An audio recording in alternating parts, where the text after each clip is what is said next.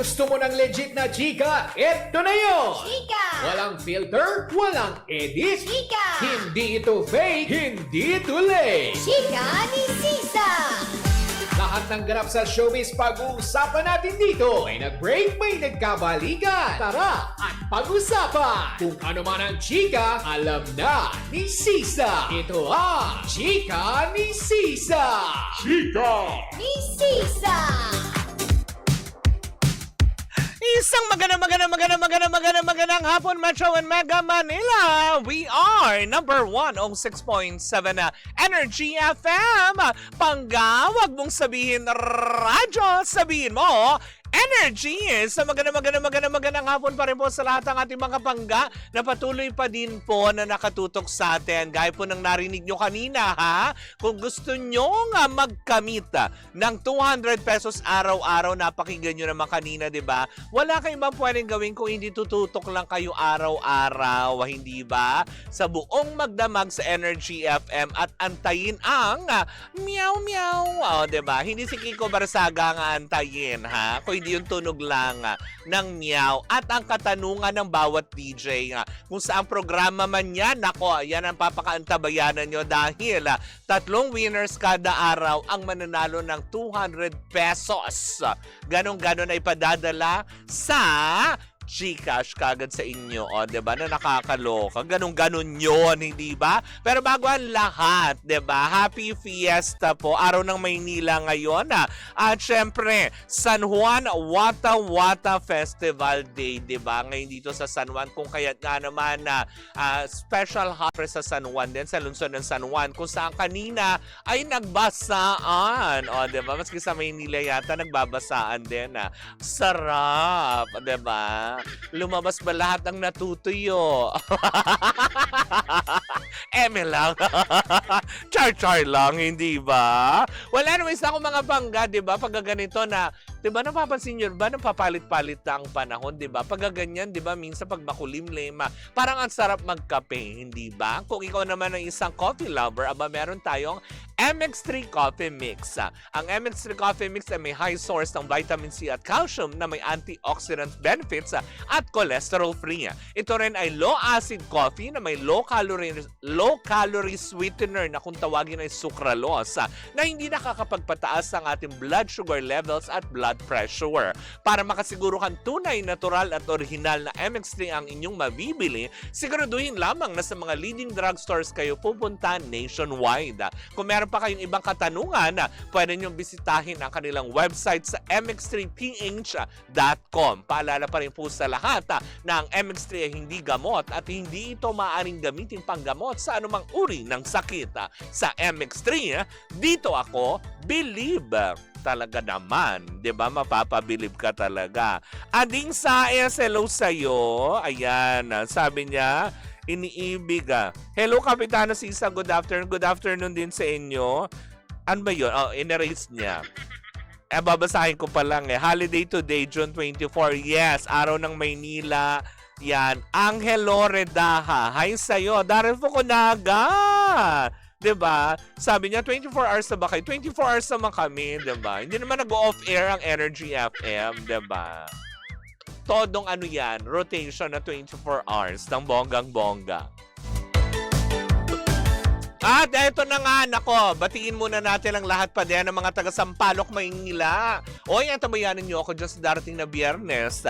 Dahil nandyan po tayo sa grand opening ng Lawson U Home Lacson Branch. Dyan po yan sa P. Margal Street, corner Dos Castillas.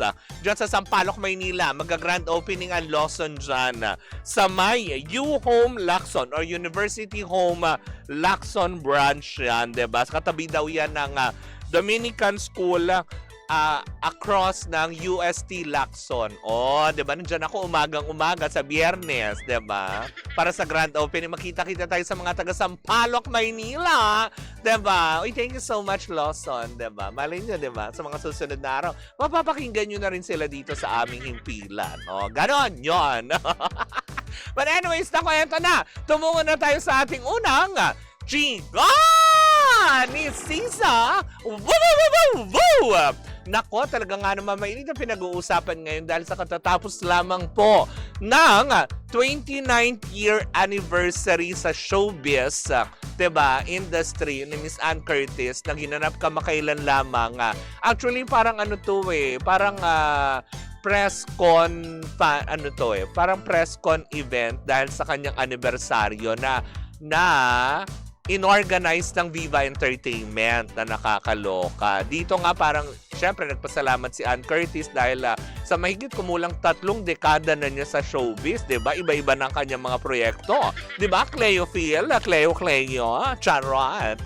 Diba? Yun na nga, talagang sabi ng ilan, dahil dito parang inanunsyo yata during the press con na may may 3 mabibigat na proyektong gagawin. Itong si Miss Ann Curtis sa 2026. Kaya nga naman napaisip ang iba na parang, so ibig sabihin, madalang na natin ba munang mapapanood si Ann Curtis sa Showtime? Kasi nga, di ba, alam naman natin kapag si Ann may project talaga, di ba, like yung katatapos lang nila na proyekto ni Jericho Rosales sa pelikula, di ba? Tapos may mga ganap siya abroad.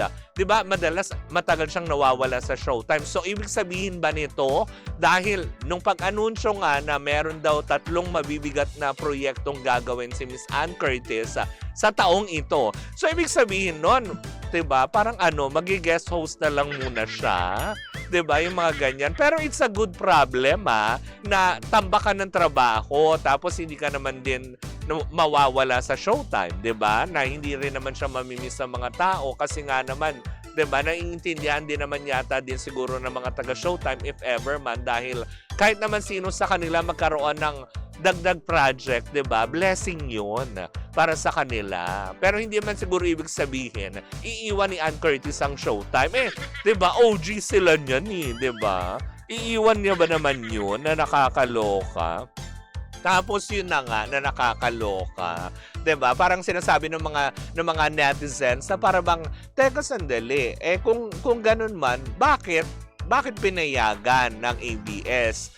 Kasi nga po, si Ann Curtis, hindi naman po under contract siya ng kapamilya.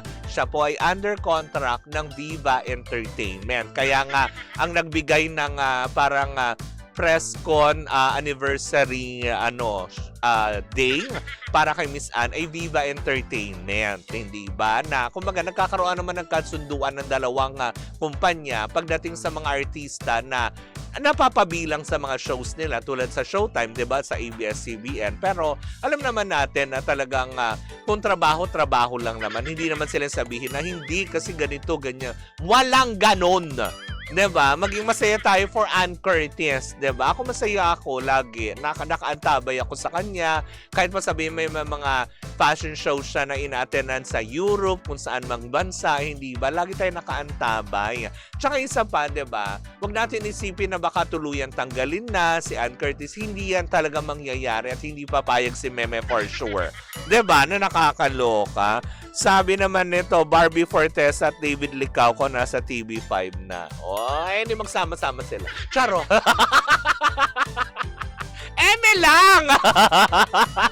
Char-char lang naman yun. Hindi go, di ba? May trabaho sila doon. Hindi magtrabaho sila ng... di ba? Hindi naman ibig sabihin no, na parang... ano namang masama kung nandoon sila, 'di ba? Ang importante, lumalawak ang kanilang mga avenues na kung saan sila pwedeng magtrabaho, kung saan may alok, 'di ba? Na hindi na kailangan pa na may magdalawang isip kasi nga, 'di ba? Ay naku, baka hindi ako payagan nitong network na 'to, baka hindi ako payagan ng ganito kasi nga, 'di ba? Ganyan na. Sabi Oy, Daryl po ko daga, grabe ka. 'Di ba? Yun nga. 'Di ba? Magiging masaya naman tayo para diyan eh. Hi Jeff Tads Oliveros. 'Di ba? Sabi niya, pero iba pa din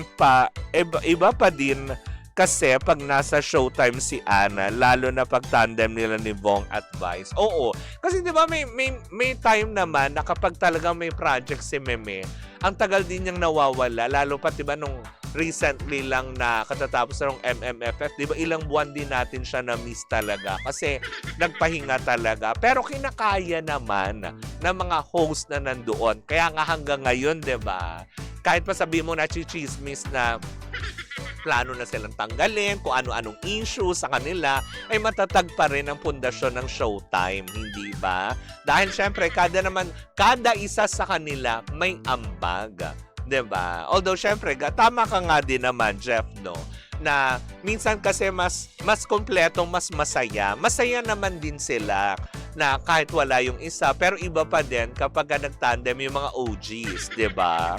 Like Bong, si Jong, tapos si Meme and Ann Curtis, 'di ba? Parang sama-sama yung apat, 'di ba? Samahan mo pa nung iba pang mga host diyan, 'di ba? Si Jong, 'di ba? Katulad niyan, 'di ba? Sobrang busy sa Sigabo.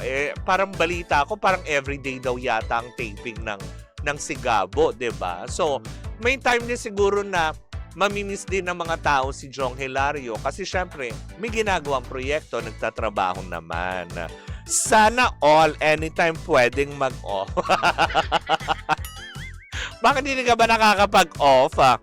Yan, diba? Sabi nga niya, minute to win it sa TV5 sa August 2026 kapalit ng si Jiggy, kapalit na si Jiggy Manikad.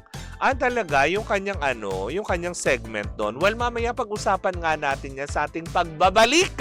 Nako, ang usapan nga ba, ano nga ba ang naging usapan sa pagitan ng TV5 at ng ABS-CBN kung bakit nga bang napapayag na muling maipalabas ang Sigabo sa TV5? Ano nga ba naging kondisyones ng TV5 sa ABS-CBN? Well, sama-sama natin pakatutukan yan sa pagbabalik ng Chika ni Sisa. Woo, woo, woo, woo! At tuloy-tuloy pa rin po ang ating tugtugan. Dito po lamang yan sa number 106.7 Energy FM. Panggawag mong sabihin radyo, sabihin mo Energy.